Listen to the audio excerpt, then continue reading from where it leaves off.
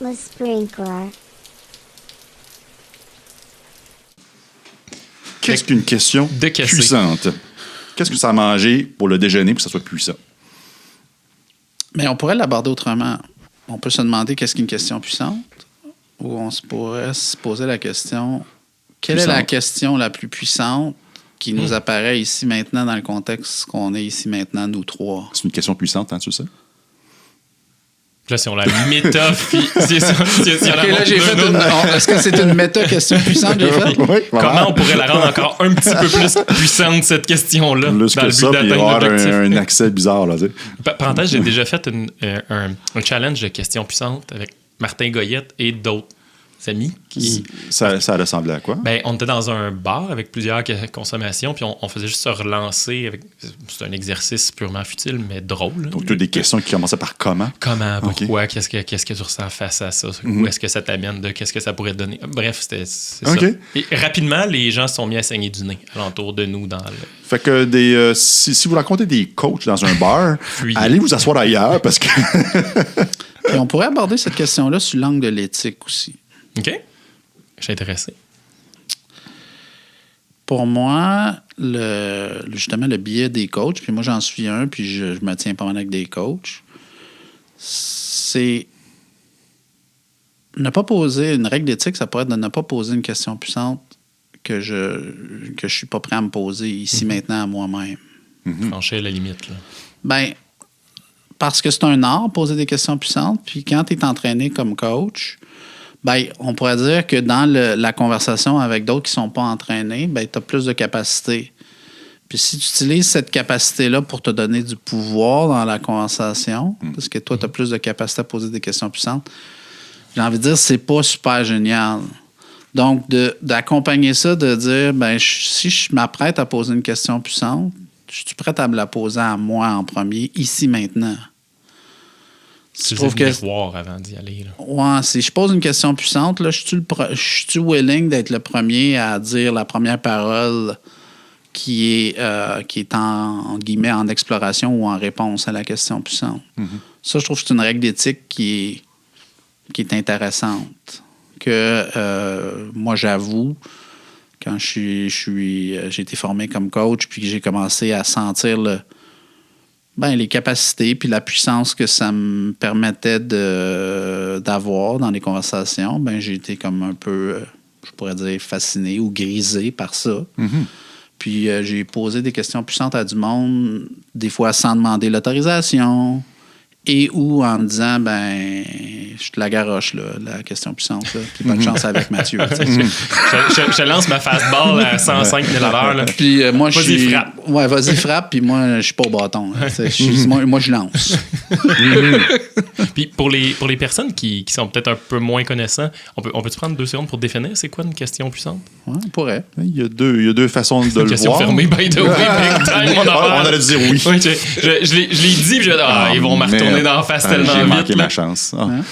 J'adore répondre oui ou non quand on me pose des questions fermées. C'est juste pour le fun. As-tu vu mon non-verbal faire « Oh merde, quand j'ai fini de la dire, même le micro va l'entendre. » Moi, je suis willing à ce qu'on se donne un minimum de base théorique. De base théorique, qui, sans la prétention que ce soit la réponse à une définition de question puissante, mais que ça peut être une base que des auditeurs peuvent prendre puis qu'on peut se servir ici. Moi, je suis willing d'aller dans ta question un peu fermée. Okay. Pas mal fermée. Pour répondre à la question, je peux le voir de 2 façons. Une définition d'une question puissante, c'est ce qui amène la personne devant nous vers une exploration. Okay. Souvent, l'exploration elle est provoquée par des questions ouvertes versus fermées. Du moins, on injecte plus de chances que l'individu devant nous va se lancer dans une exploration via une question ouverte versus une question fermée.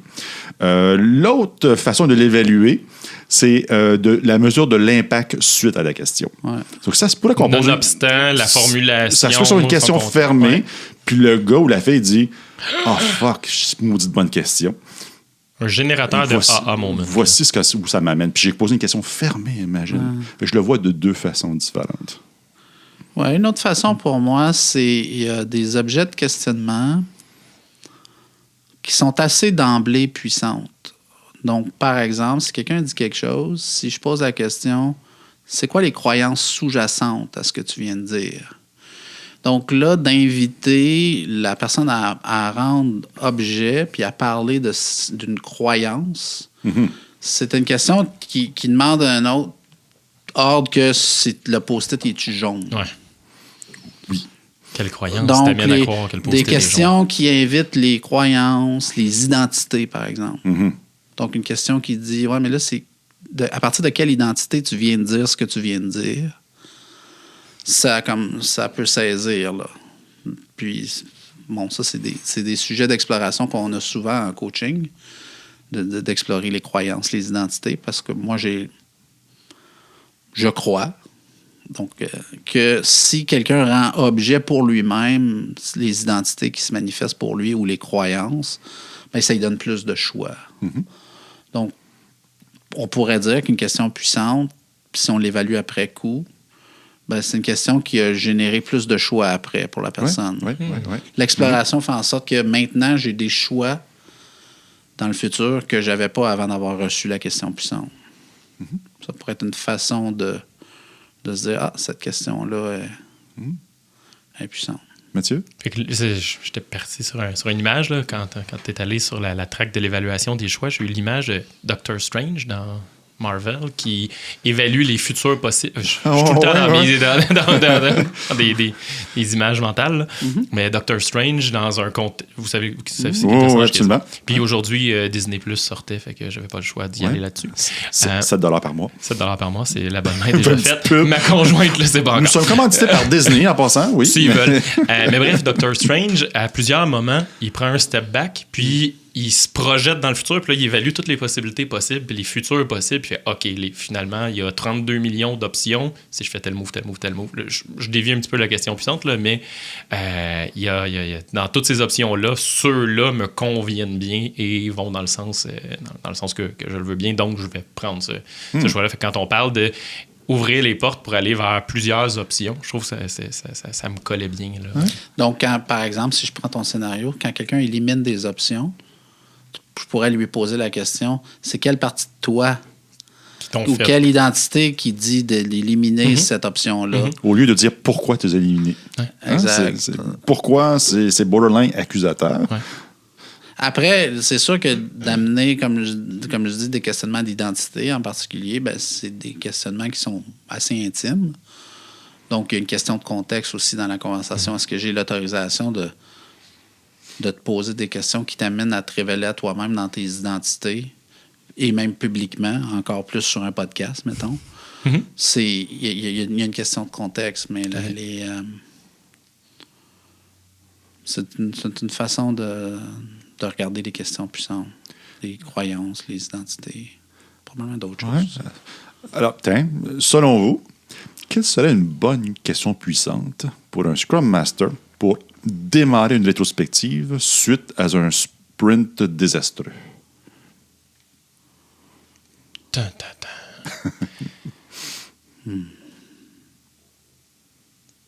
Ben, je viens de prendre un axe.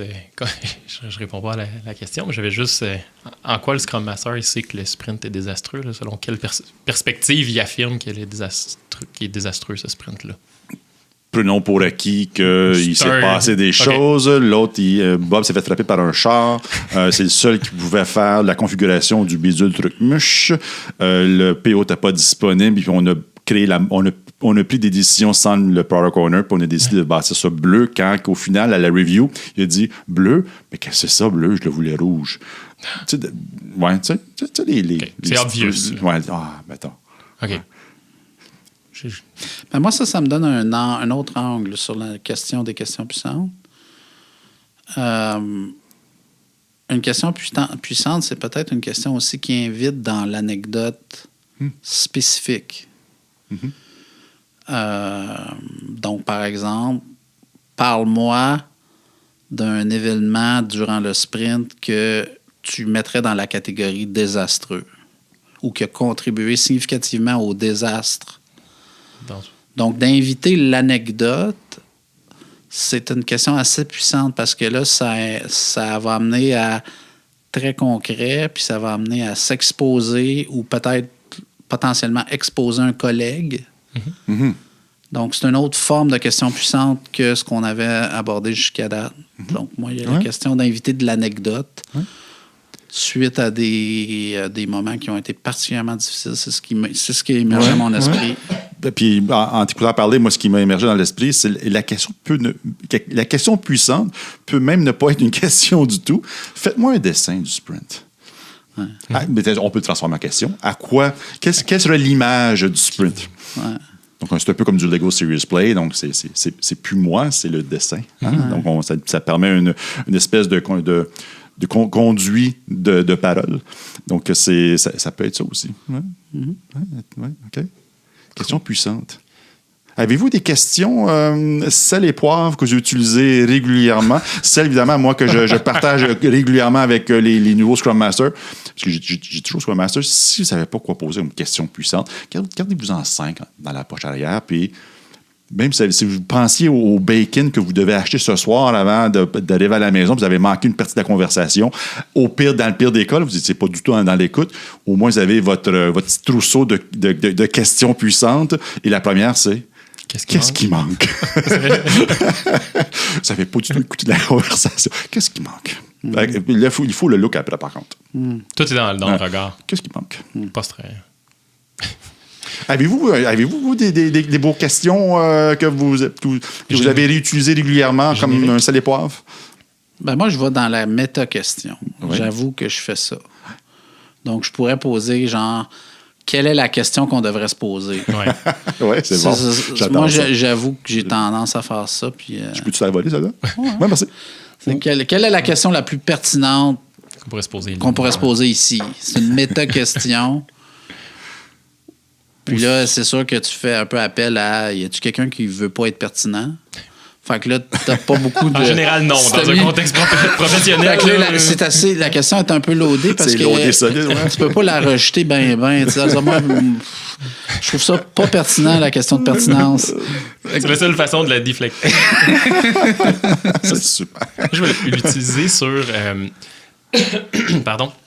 En se positionnant sur quelqu'un d'autre qui est peut-être à l'extérieur. Le client aurait pensé quoi d'eux ou quelque chose comme ça. Essayer d'amener la personne à prendre un autre axe, le point de vue de quelqu'un d'autre, puis il aurait pensé quoi d'eux. Il aurait espéré qu'on agisse comment dans le contexte de ce genre de truc-là pour essayer de sortir puis changer d'angle. Oui. Créer de l'empathie. Aussi. Oui. Puis essayer de se mettre dans les bobettes 3 minutes et quart de quelqu'un d'autre. Puis il y a des thèmes qui sont chargés d'emblée souvent. Par exemple, le pouvoir.